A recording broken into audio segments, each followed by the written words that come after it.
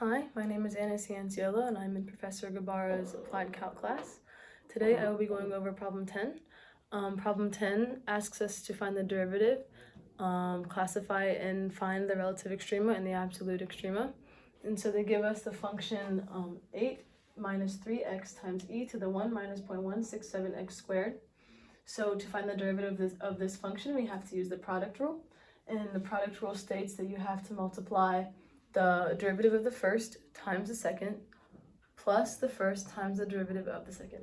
So that's what we do here. We take the derivative of the first times by the second plus the first times the derivative of the second.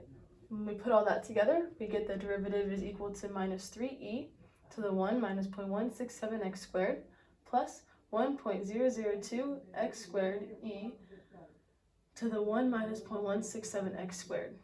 Once we have this derivative, we can go on to step A, and A asks us to find the relative extrema. And so we will set our derivative to 0. We put that in our calculator using solver to find our two x values, which is plus and minus 1.7303.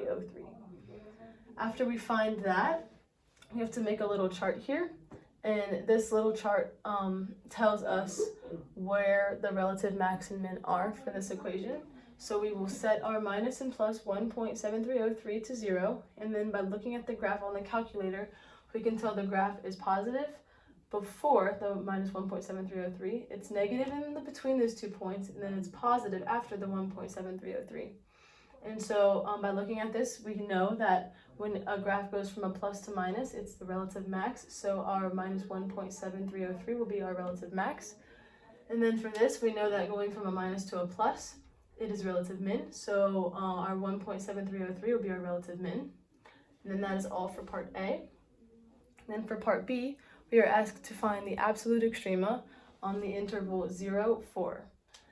So we have to make a little XY chart for this problem, but we have to go back to our x's in the first part, and we have to notice that only one of our x values fits in this interval, and that's the plus 1.7303. So we will use a table for our x's. We will put 0, 1.7303, and 4, and then we will plug in the original function to our y equals to find the y values, and our y values given are 8 minus 0.588, and then 5.7455.